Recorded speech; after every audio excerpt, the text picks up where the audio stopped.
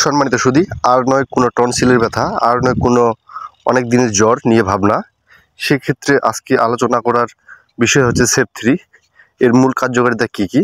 আমার হাতে থাকা যে ওষুধটি রয়েছে এটি হচ্ছে সেপ3DS, যার মূল কার্যকারিতা বিভিন্ন রকমের সমস্যার সম্মুখীন আপনারা সমাধান করতে পারবেন এক ওষুধের মাধ্যমে।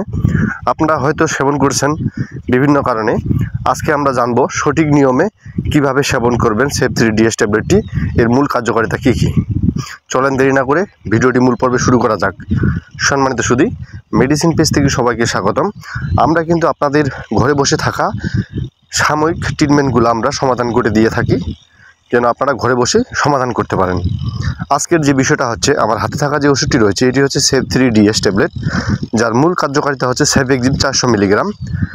এর মূল কার্যকারিতা কী কী আজকে জানার চেষ্টা করব।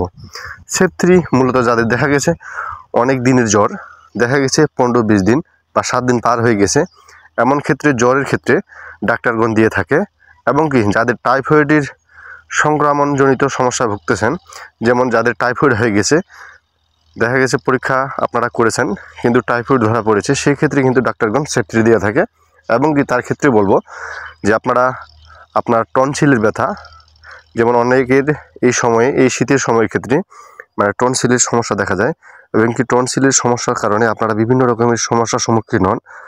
এই ধরনের সমস্যার সম্মুখীন হলে আপনারা কিন্তু এই সেপ3DS ট্যাবলেটটি খেতে পারেন, ক্যাপসুলটি খেতে পারেন।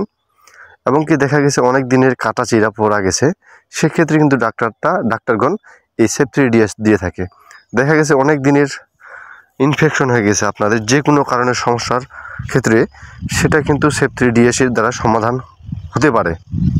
এবং কি সাথে সাথে তার যে সাময়িক যে ট্রিটমেন্টগুলো দিয়ে থাকে, তার ক্ষেত্রে বলবো এই সেপ3DS বেটার একটি ট্রিটমেন্ট, যার কখনোই এর বিকল্প হয় না। এবং কি সেপ3DS ট্যাবলেটটি মূলত যারা সেবন করেছেন তারা অবশ্যই জানতে পারবেন যে এর মূল কার্যকারিতা কী কী, তারা তো অবশ্যই জানেন। তাই আজকে বোঝানোর চেষ্টা করব যে সেপ3DS ট্যাবলেট ক্যাপসুলটি মূলত যাদের এরকম সমস্যার সম্মুখীন হয়েছেন তারা কিন্তু সেবন করতে পারবেন। সেবন করার নিয়ম অবশ্যই জেনে সেবন করবেন। সেবন করার নিয়ম হচ্ছে, এই ক্যাপসুলটি মূলত দিনে 2 বার সেবন করতে হবে 7 দিন। এই 7 দিন কন্টিনিউ আপনাকে দিনে 2 বার খাওয়ার পর খেতে হবে। দেখা গেছে অবস্থার উন্নতি দেখা না দিলে পুরানায় আবারও 7 দিন সেবন করা যেতে পারে।